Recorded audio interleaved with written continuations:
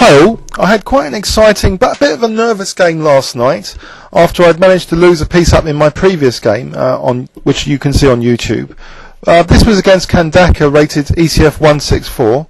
I was playing black. It was Watford 2 against Barnet, playing at Barnet. He kicked off with D4 and I played E6. So I was aware he played a kind of Hebden system with knight C3 and knight F3. I didn't really want to play a perk system against that. So I thought E6 to invite a French defence, but he played actually knight F3. So here I don't really want to play D5 because then he could torture me with the London system, which is the last thing I want to face. So I played F5. Even if I'm going to weaken the E5 square positionally, I thought anything to get some dynamic, interesting position. So here after D5, I've definitely weakened E5. So I wouldn't try this at home unless you really know what you're doing here. This is a big positional concession. On the plus side though, at least he hasn't got an active C4 plan, but it's to do with piece play. Now if he can put his pieces on dark squares, he should have a small advantage from the opening. After E3 though, I challenged that bishop on F4. We're playing bishop D6. I don't mind if he doubles pawns. That'll be fine because then I'll be sealing that E5 square and perhaps even have pressure on the semi-open C file. So he didn't exchange bishops. Instead he played actually knight E5. This is a slight commitment for that knight, slightly weakening perhaps the D4 pawn. Maybe I can arrange for C5 later because the knight on F3 is supporting that. So actually I played A6 because I want to be able to play C5 without worrying about knight B5. But perhaps also I'm going to plan B5 and bishop B7 to do something about this bishop, which I consider even at this stage to be potentially a big problem bishop because it's trapped behind the E6 pawn. It's the classic sort of Dutch defence bad bishop, if this can be seen as partly like a Dutch defence structure. After bishop E2 I castled though because I didn't want him to play bishop H5 check, so I didn't want to play B5 or C5 here.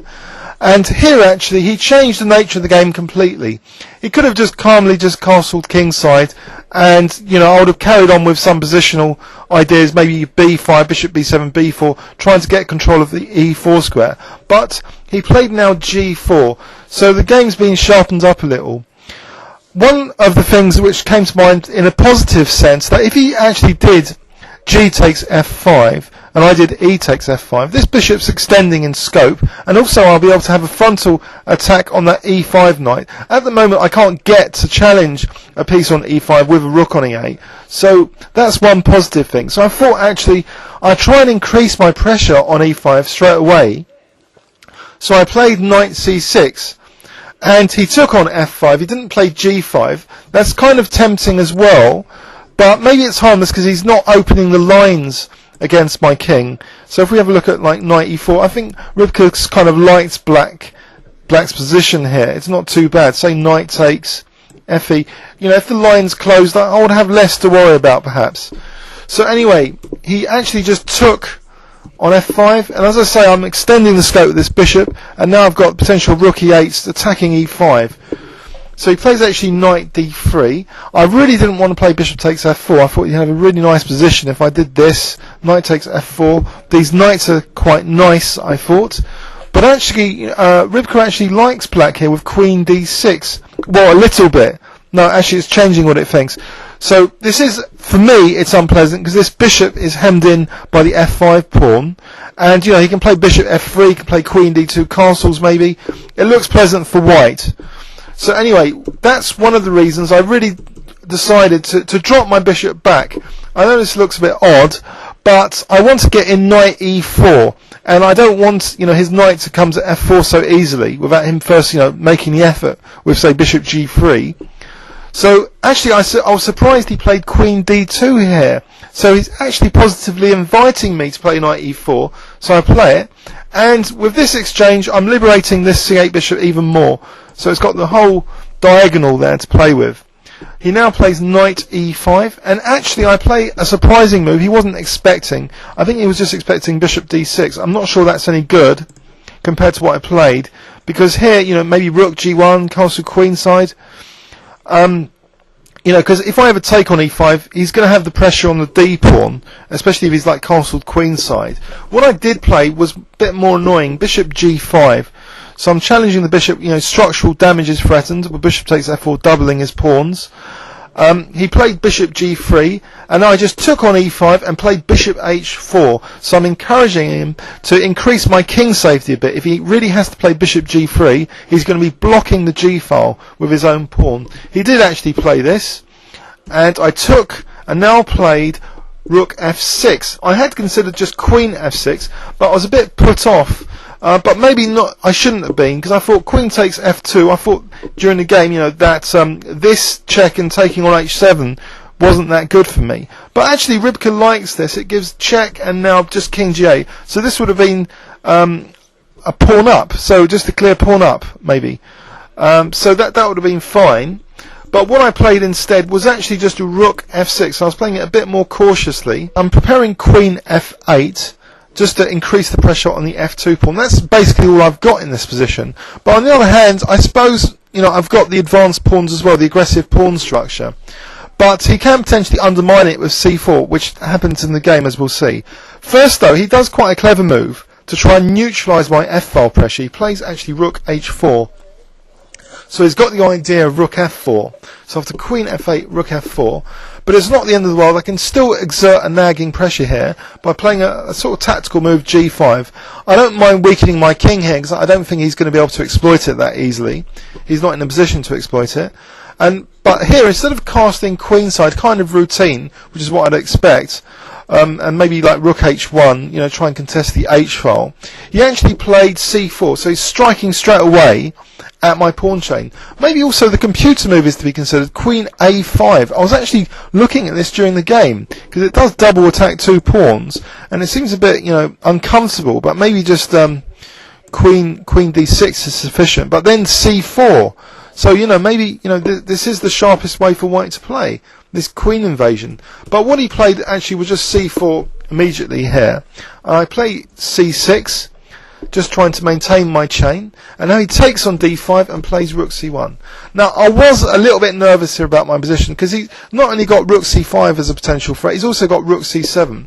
So do I really want to stick my bishop on e6, which will continually allow rook c7? What I do instead actually is bishop d7. So with the idea of bishop c6, so he plays rook c5, and now I play bishop c6. So I'm guarding a 7th row penetration, I'm protecting my d5 pawn, and it will take some time for him to arrange, a4, b4, b5, if that's at all possible. So now he plays actually bishop g4, and I play rook f8, thinking that, at last I'm exerting a little bit of pressure. And it's in this position, with about 15-20 minutes to go, he blunders. He apparently had imagined he'd already played b3, so it was a blunder, bad blunder. He plays a4.